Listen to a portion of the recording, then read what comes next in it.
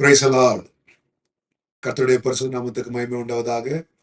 இந்த நாளும் இயேசுவின் நாமத்தினாலே உங்களுக்கு இனிய நாளாய் அமைவதாக. அருமையான கர்த்தருடைய பிள்ளைகளே, இந்த நாளுக்கான வார்த்தைக்கு நேராய் நாம் கடந்து செல்வோம். 2 ராஜாக்களின் புஸ்தகம் 6ஆம் அதிகாரம் 15ஆம் 16ஆம் வசனங்களை வாசிப்போம். தேவனுடைய மனுஷனின் வேலைக்காரன் அதிகாலமே எழுந்து வெளியே புறப்படுகையில், இதோ இராணுவமும் குதிரைகளும் ரதங்களும் பட்டணத்தை சுற்றி கொண்டிருக்க கண்டான். அப்பொழுது வேலைக்காரன் அவனை நோக்கி, ஐயோ என் ஆண்டவனே, என்ன செய்வோம் என்றான். அதற்கு அவன், பயப்படாதே, அவர்களோடு இருக்கிறவர்களை பார்க்கிலும் நம்மோடு இருக்கிறவர்கள் அதிகம் என்றான். அருமையான கர்த்தருடைய பிள்ளைகளே, இந்த இடத்திலே கர்த்தர் சொல்லுகிறதான வார்த்தையும் நமக்குள் எழும்புகிறதான வார்த்தையும் வார்த்தையும் ஒரே சூழ்நிலை. எலிசாவுக்கும் அவருடைய வேலைக்காரனுக்கும் ஒரே சூழ்நிலை, 2 பேருக்கும் ஒரே சூழ்நிலை. ஆனால் இருவருடைய பார்வையும் வேறுபடுகிறது. அதைதான் நான் சொன்னேன், வார்த்தையும். நமக்கும் அநேக சூழ்நிலைகள் உண்டு, அநேக காரியங்களை நாம் பார்க்கிறோம். ஆனால் பார்க்கும் பொழுது எலிசாவினுடைய வார்த்தை என்ன, வேலைக்காரனுடைய வார்த்தை என்ன, அங்கு நடைபெறுகிற சம்பவம் என்ன? இவர்கள் இருவரை சுற்றிலும் ஒரு பெரிய இராணுவத்தின் கூட்டம் சூழ்ந்திருக்கிறது.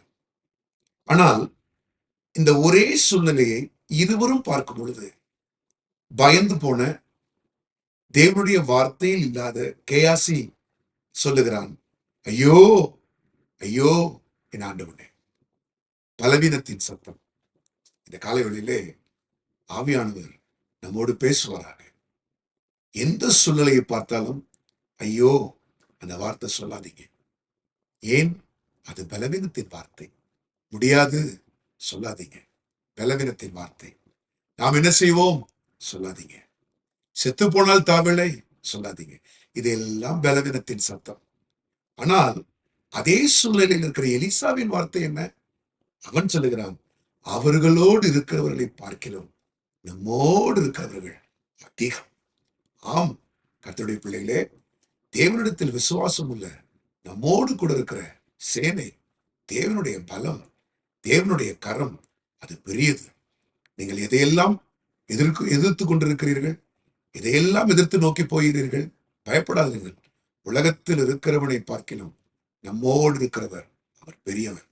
அவர் யுத்தத்தில் உங்களுக்கு ஜெயம் கொடுப்பார்.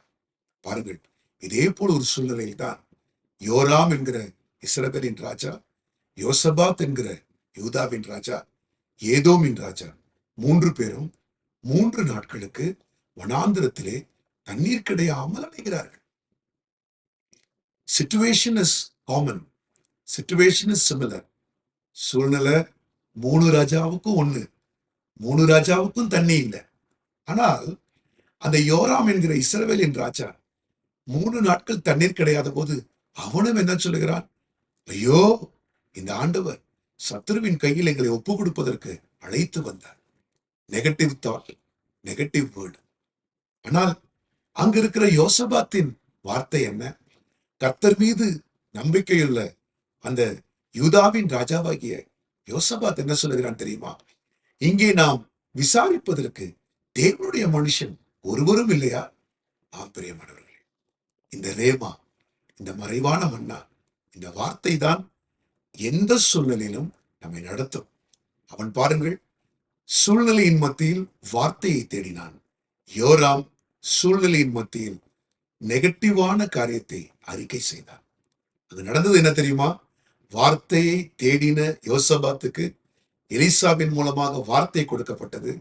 காற்றையும் காண மாட்டீர்கள், மழையையும் காண மாட்டீர்கள், இந்த பள்ளத்தாக்கு முழுவதும் தண்ணீரால் நிரப்பப்படும். இது கர்த்தருடைய பார்வைக்கு அற்பமான காரியம்.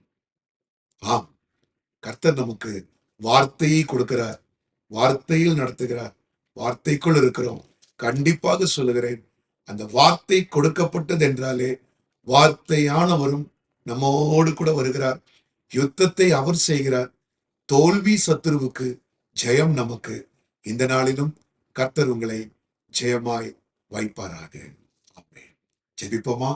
கர்த்தாவே, உம்முடைய கரத்திலே எங்களை தாழ்த்தி ஒப்புக் கொடுக்கிறோம்.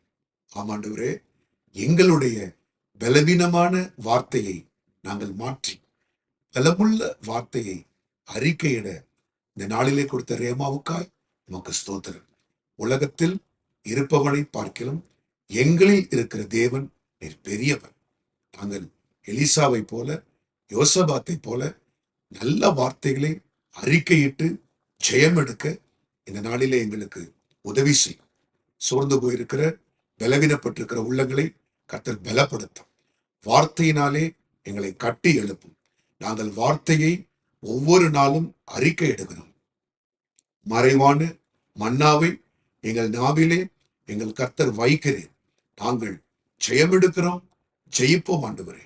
கர்த்தாவே, யாரெல்லாம் பலவீனத்தின் சத்தத்திற்கு தங்களை ஒப்புக் கொடுத்திருக்கிறார்களோ அவர்கள் எல்லாரும் பலவீனத்தின் சத்தமான ஐயோ மரிப்போம் மரிப்போம் இந்த வார்த்தையெல்லாம் அவர்கள் வாயிலிருந்து நீங்கி போவதாக. சாபத்தின் வார்த்தைகளை நாங்கள் அறிக்கையிடாமல் ஜீவனுள்ள வார்த்தைகளை அறிக்கையிட்டு ஜெயமெடுக்க உடைய பிள்ளைகளுக்கு உதவி செய்யும். ஆசீர்வதிப்பீராக. இயேசுவின் நாமத்தில் கேட்டுக்கொள்கிறோம் நல்ல பிதாவே. ஆமென். God bless you. கர்த்தர் உங்களை ஆசீர்வதிப்பாராக.